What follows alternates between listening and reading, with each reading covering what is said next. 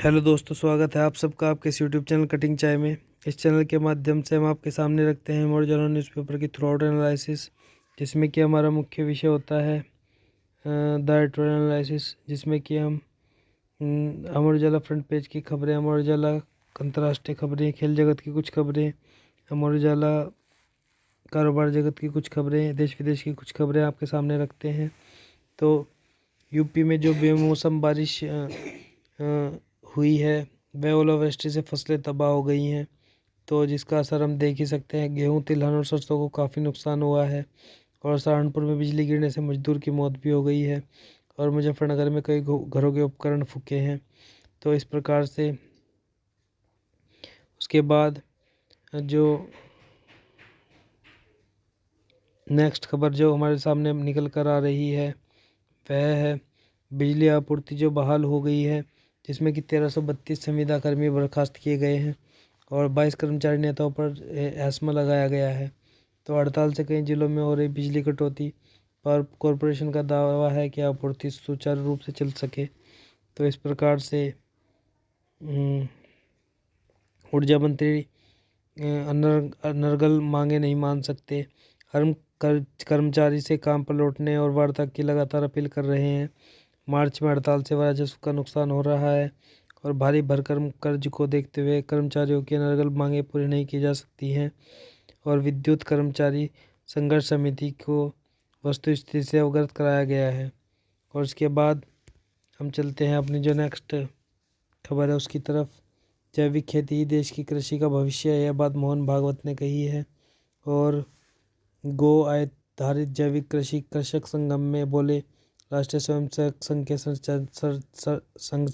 सरसंघचालक। एक तरह से मोहन भागवत ने कहा है कि आने वाला समय जैविक खेती का है।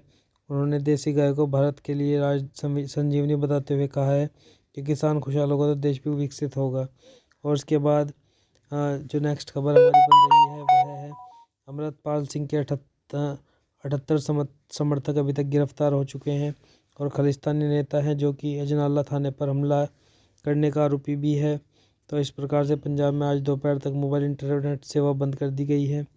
और खालिस्तान समर्थक और वारिस पंजाब के संगठन के प्रमुख अमृतपाल सिंह के 78 समर्थकों को पंजाब पुलिस ने शनिवार को गिरफ्तार कर लिया है। वहीं इसके बाद न्यायिक प्रशासनिक नियुक्तियां करेंगे तो फैसले कौन देगा। तो एक प्रकार से यह बात कानून मंत्री किरण रिजिजू ने कही है। और कानून मंत्री ने चुनाव आयुक्तों से जुड़े आदेश पर सुप्रीम कोर्ट को याद दिलाई, एक तरह से लक्ष्मण रेखा याद दिलाई है। और कुछ पूर्व जज और एक्टिविस्ट चाहते हैं कि अदालतें विपक्ष की भूमिका निभाएं। तो सुप्रीम कोर्ट को संविधान में दी गई लक्ष्मण रेखा याद दिलाते हुए केंद्रीय कानून मंत्री किरण रिजिजू ने सवाल किया है कि अगर न्यायाधीश प्रशासनिक तैनातियों का हिस्सा बनेंगे तो न्यायिक काम कौन करेगा। उन्होंने कहा है कि यह लक्ष्मण रेखा कार्यपालिका व न्यायपालिका सहित विभिन्न संस्थाओं का मार्गदर्शन करती है। मैं इसके बाद सीबीएसई स्कूलों में 1 अप्रैल से पहले शैक्षिक सत्र शुरू न करे, इस प्रकार की बात कही गई है। और इसके बाद हम चलते हैं अपनी जो नेक्स्ट खबर है उसकी तरफ। तो अंतर्राष्ट्रीय खबर की तरफ, जो कोरोना उत्पत्ति से जुड़े डाटा की पहुंच रोकी गई है, इंटरनेट से हटाया गया है। तो किस प्रकार से चीन की यह चाल है। और WHO बोला है कि कोविड-19 का पता लगाने को डाटा साझा करने में पारदर्शिता चीन बरते। और इस प्रकार से दुनिया भर में जो कोरोना वायरस से लाखों मौतों के मामले में चीनी भूमिका पर पहले से ही सवाल उठते रहे हैं। इसकी नवंबर 2019 में वुहान से शुरुआत के बाद अब WHO ने चीनी अफसरों को वैज्ञानिक अनुसंधान रोकने पर फटकार लगाई है। वहीं इसके बाद इमरान की पेशी पर एक तरह से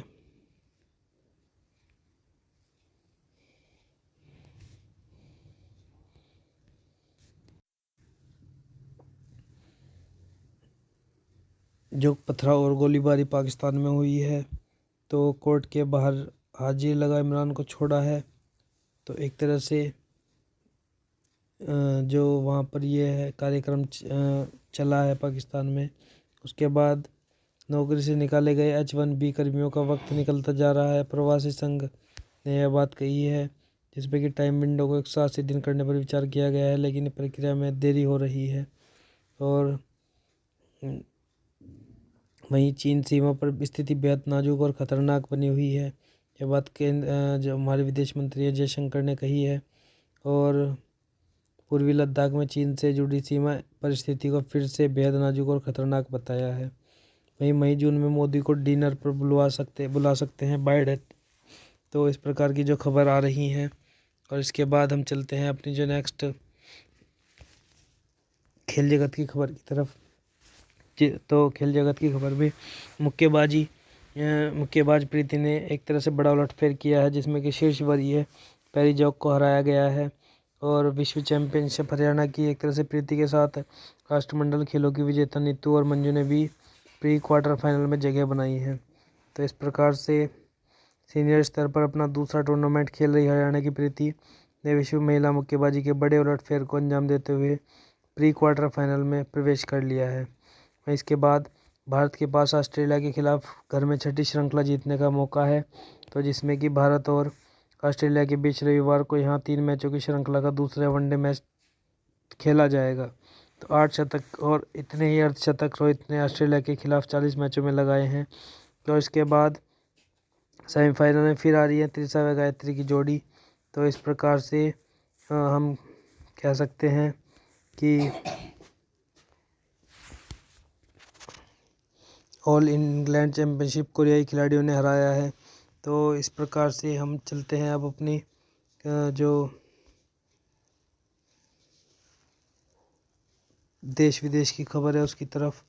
तो भारत बांग्लादेश मैत्री पाइपलाइन दोनों देशों के बीच संबंधों को एक तरह से गहरा करेगी, और जिसमें कि 370 करोड़ की लागत लगाई गई है।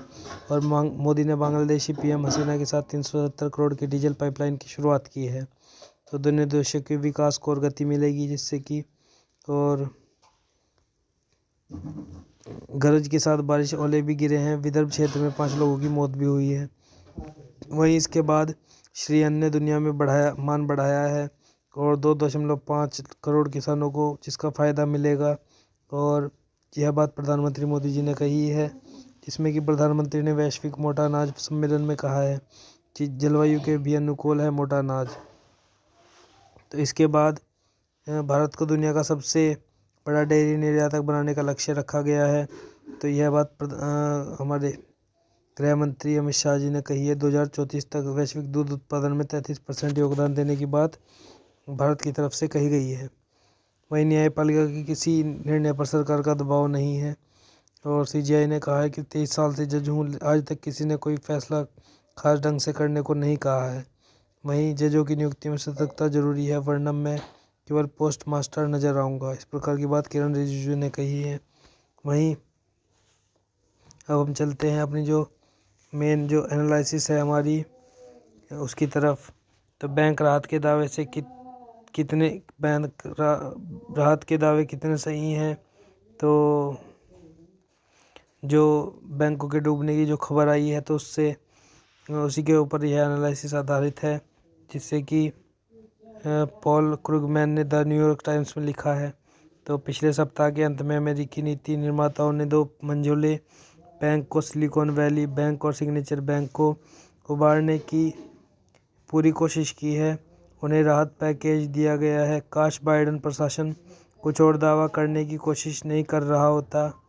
हाँ, शेयरधारकों को ख़त्म कर दिया गया है, लेकिन कानूनी रूप से मात्र $250,000 तक की जमा राशि का बीमा होता है। सभी जमाकर्ताओं को एक मानकर फेड ने बड़े खाताधारकों पर एक बड़ा उपकार किया है। यह सच है कि नुकसान यदि कोई हो, और यह स्पष्ट नहीं है कि बैंक चलाने के लिए जरूरी नकदी की कमी के विपरीत बैंक दिवालिया था या नहीं, तो उसकी भरपाई उच्च परंपरागत करों से नहीं की जाएगी। पैसा फेडरल डिपॉजिट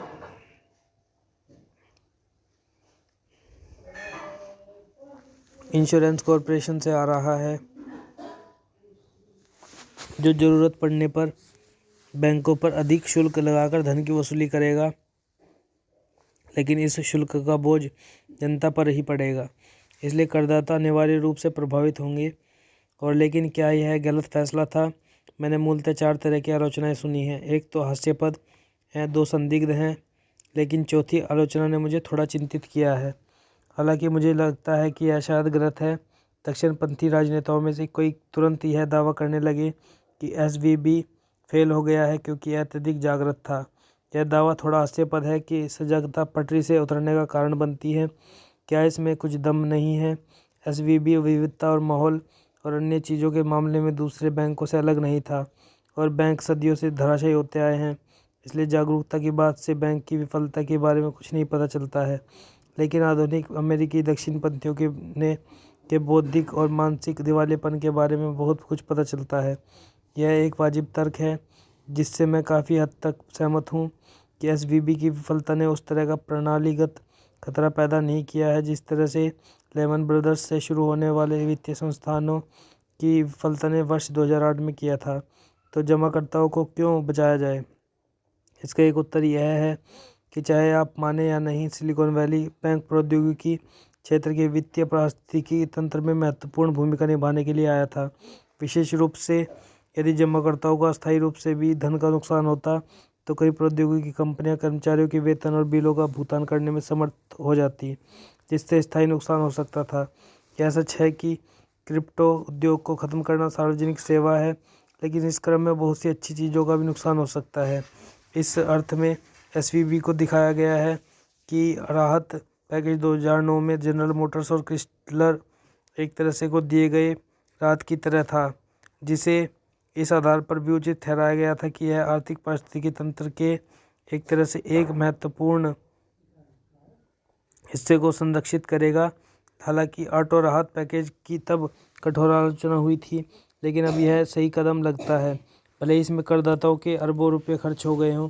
लेकिन तीसरी आलोचना में यह दावा है कि फेड ने अब यह सिद्धांत स्थापित कर दिया है कि बैंकों द्वारा उन जमा राशियों के साथ क्या किया जाता है, इस पर तदनुरूप कड़े नियम लागू किए गए हैं। बिना सभी जमाओं का प्रभावी बीमा किया जाता है, जिसमें गैर जिम्मेदार जोखिम लेने को बढ़ावा मिलता है।